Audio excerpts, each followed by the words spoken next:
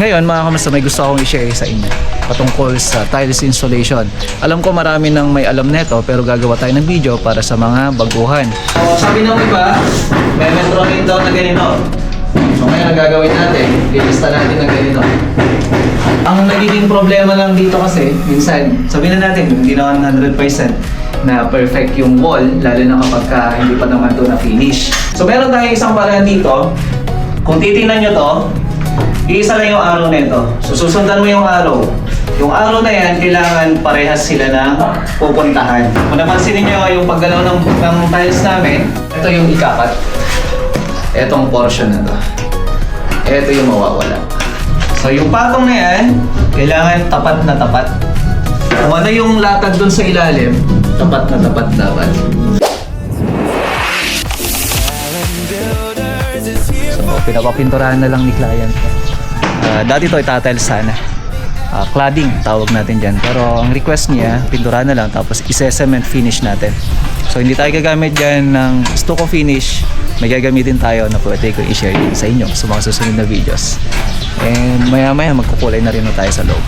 Ngayon mga kamusta, may gusto akong i-share sa inyo patungkol sa tiles installation.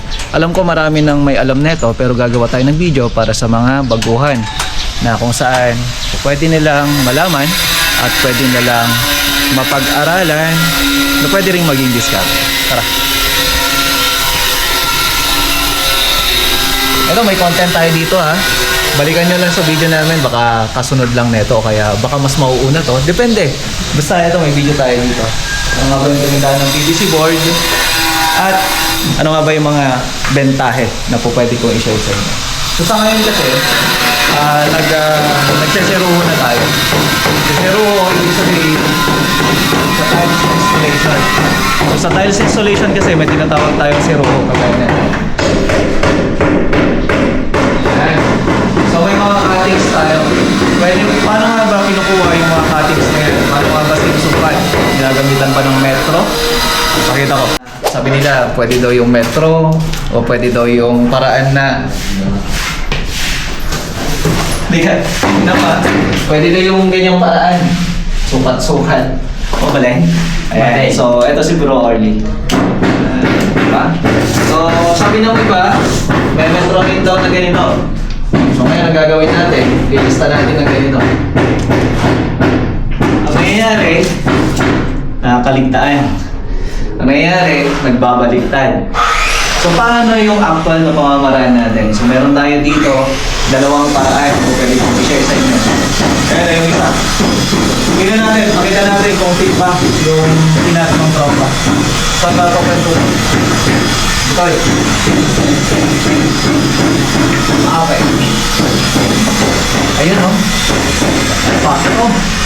So, ang nagiging problema lang dito kasi, minsan, sabihin na natin, hindi naman 100% na perfect yung wall, lalo na kapag hindi pa naman ito na-finish. So ngayon, paano namin sinukat yun?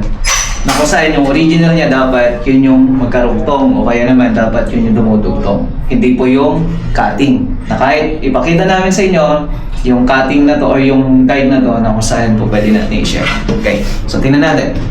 Meron tayo isang paraan para makuha kung gaano kahaba to na hindi ka gumagamit ng metro. O kaya naman, tinatawag na tansya-tansya. Bawal yan.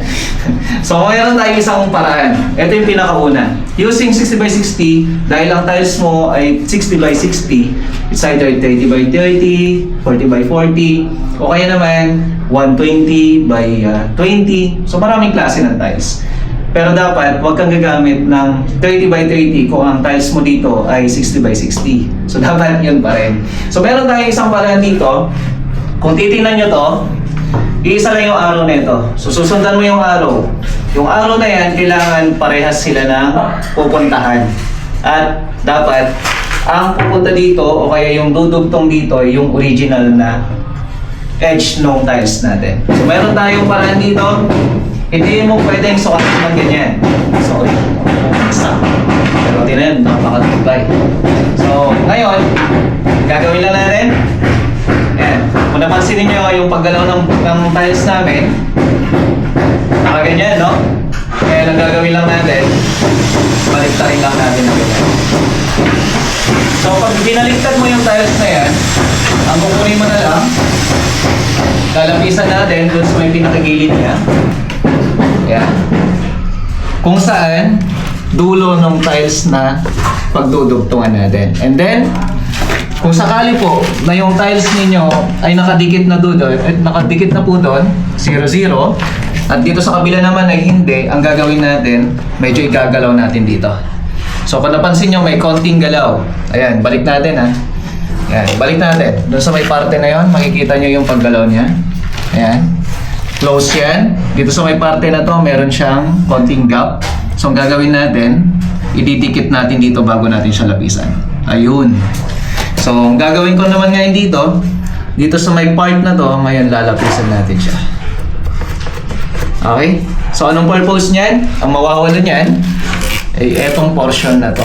Na kung saan, ito yung maaalis at hindi yung parte na to. So ito lang naman, ang gagawin lang naman niya, o gagawin ng tropa, ito yung ikakat. Etong portion na to. Ito yung mawawala. So yun yung isang paraan ng pagkuha ng seruho natin.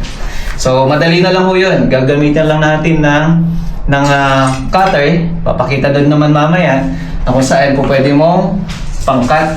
Okay, ang gagawin natin, ganyan lang. Lalapisan lang na ganyan. And tatanggalin to. Okay? So yun yung isang paraan. Meron pa tayong isang paraan, mga kamusta? So etong 60x60 na to, yung isang paraan naman natin, dapat kailangan syempre malinis muna dito. Yan o. Kasi nga, kailangan natin patungan. Yan. So yung patong na yan, kailangan tapat na tapat.